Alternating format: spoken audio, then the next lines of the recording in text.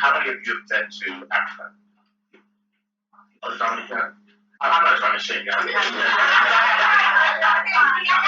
Welcome back to Black Culture Talks, where we talk all things positively related to the Black culture, be it wealth, be it wellness, be it travel. You'll hear about it here. I'm Kim, aka Kim with the Gems, and today I'm sharing with you one of the reasons why I decided to take my first trip to the Motherland.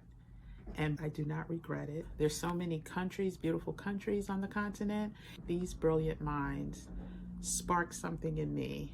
I'll share my trip to Africa in another video, but it was life-changing, life-altering. So enjoy, like, subscribe, share. And if you're interested in a copy of the whole conversation, it's about an hour and 15 minutes. The link will be in the description. Right, Kanisha, you began to talk about the Motherland. Okay, yeah. All right. Okay, real quick, how many of you, by show of hands, have been to Africa? Any part? Okay, all right. Ooh, this is a vibe. Okay, so I visited Africa first, probably back in 2014 too. So I started late, but it was only like my third country. So I, kind of got it in early, and I was lucky because I had a friend who invited me. But I started my journey in Africa this time around in Egypt, and so that was great, right? It was they have a huge tourist connection, so that's pretty easy to travel around. From there, I made my way to Nairobi, Kenya, and then I was invited to Tanzania, where I visited Dar es Salaam, which is their capital, and then I got a chance to go to Zanzibar. From there, I went to South Africa, so I love everything about South Africa. I almost didn't leave South Africa. It's amazing because they speak English. They also speak several different languages. They're very, very smart people. And I explored all of what South Africa had to, show. But I went to Johannesburg, Durban, and Cape Town. And then from there, I went on to Dakar, Senegal. Again, with my second visit. Is Malik Khan here by any chance? Yeah. Okay, so my travels led me to meet Malik, and he is, I'm going to say you're the governor of... I know I get in trouble with that. You're the governor of the Senegal. We're actually trying to put together, something for you guys to come along and experience Senegal in the way that I have experienced Senegal. Malik, thank you for coming. And I ended my journey in Morocco, so I spent about 4 months in Africa total. I wish I spent a year. I wish that I never bought a pair of shoes. I wish I never bought makeup. I wish I never bought hair cream, because this is how much money I want to save to be there, stay there, and build a business there, and find a man to marry and have his kids there. It was everything. It was everything. And, it's so many things. There's not enough time to tell you, because sometimes, you do feel like an outsider, but you understand. You don't always get to be, the one or whatever. But it's just so good. I don't have the words. It's not enough time. Sorry. It's amazing. My heart beats. I love it. I would go back. I wish we all went back and lived there. It's the beginning of humanity, and it shall be the end. And I just love it. And Momma Africa, everything's beautiful. Yes.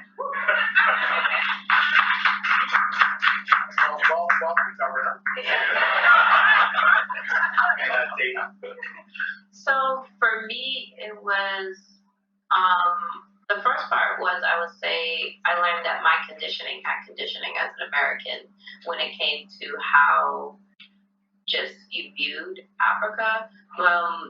Even just saying Africa, it's a continent, like you mean African countries, and trying to even realize I have a habit, because you're growing up here, unfortunately, that it becomes a force of habit. But last year was my first time going to Africa. I went to South Africa for Nelson Mandela's centenary, and I went to Kenya, and with Kenya Airways, they introduced their non-stop flight from JFK to Nairobi, so get on that. They have great deals. But for me, when I say my conditioning, a lot of my work is in luxury travel, so I have the privilege of staying at very, very nice, hotels and things. And in Kenya, I chose to do travel to Mombasa and go to Diani Beach, which is one of the top 5 beaches in the world. And I was stunned by just the beauty and all these high-end resorts. And this is, and then all I could think was, why don't they show this? But they're quick to show, the baby with the swollen belly and all these things. And there was all these European travelers, because unfortunately I was one of these Black patrons there just enjoying themselves, and that was just another kind of jarring thing. Like, why am I one of the few people of color here that's enjoying themselves, and said most of the people that look like me are only serving?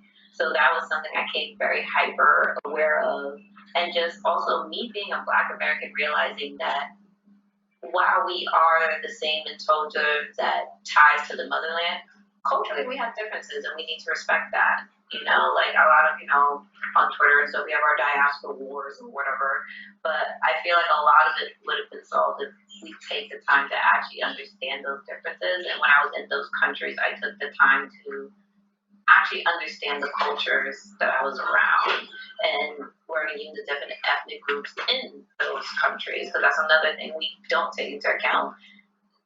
Kenyans have hundreds of ethnicities, Nigeria hundreds of ethnicities, and they are different from each other. So for me, it was decolonizing my mind in terms of how I viewed these countries. And then when I went into them, again, meant to not be kind of like a gentrifier in that space, because it's very easy to exert your American privilege over there. And that's something as Black travelers we do not take into account, that in some places it's very difficult, I think, for us to understand that our nationality comes first, because there is power in that passport book, and there is power in the fact that we are American citizens when we are abroad. Because I've had times where they knew I was American and I was not treated the same as maybe some of the other African migrants. And I said something because I didn't, at the end of the day, before I opened my mouth, you thought I was one of those people, and I didn't get good treatment. When I wear my head wrap, I'll get completely different treatment at the airport or just on the ground or from hotel staff. And then when I open my mouth, it's like, oh shit, she's American. Let me get this together, and she has money. But so it's important to keep those things in mind when you're traveling the continent, and be prepared to open to yourself to different experiences in terms of their experience being Black in Africa, excuse me, because they also had colonization, and you see the remnants of their colonization when you're there. Like when I'm in certain areas, for example, Kenya, and it's nothing but like British people, because they were colonized by the British. I did a story for a Savor magazine about Kenyan coffee, and in my research when I was there, it was illegal for natives to actually farm coffee beans in their own land for commercial purposes. Those are things that, I don't know about a lot of you. I didn't learn until I got into college and a little after that, because I had to do self-study. So for me, traveling to Africa was really learning about me, myself as a Black person in the diaspora, appreciating the other cultures of the diaspora, and also appreciating me as an African American, where I stand in that diaspora.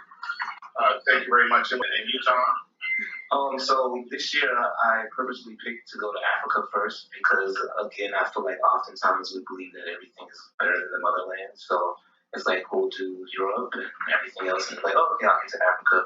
So I was very intentional on going. And I had an amazing experience. Some of my experience I did not share because I didn't want to feel like, oh, he's giving toys to African kids to be on Instagram. Like, that wasn't really my purpose. But we also did some missions there. So you do see a video on my Instagram where like I'm with some young people and seeing that it was a school that was no bigger than this room. And just seeing how they still had joy with so little, And I think in our society, we're in a country where we consume the fear, right? By all these things, poor people oppressing poor people, but they really had joy, and they were like little kids running around. They had fun. I didn't see anyone naked walking around with their stomach out, looking like they needed a meal. I didn't see that. Do I believe that exists? I do. I also believe that exists in Detroit. It exists in New York. It exists in New Orleans. We still haven't recovered from Katrina, right? So it was an amazing experience. I got to walk with lions and elephants and do things that you don't normally do.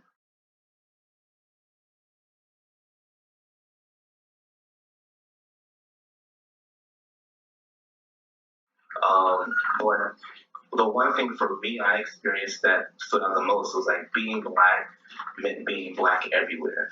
And what I mean by that was like we were at the airport and there's one young lady serving us, and her manager said something to her.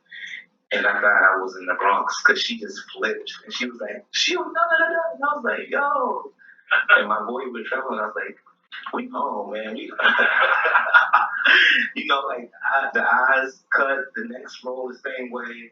We are Black people. We are Black everywhere we are. And I think that's an amazing thing. So. Oh, can I add something real quick? Just real quick. Okay. So one thing that I experienced for the first time in my Black life was Black people privilege. Literally. I won't get into the story, but just know that it's real and it exists and it's out there. And it was just such an amazing thing to be where everybody was Black, like the manager, the owner, and everything. And then it's just like some white people kind of come in and they'll be like, I mean, you know, it's not right to be racist and stuff like that. But it was just a moment that I had. It was Black privilege. They served me first. You know?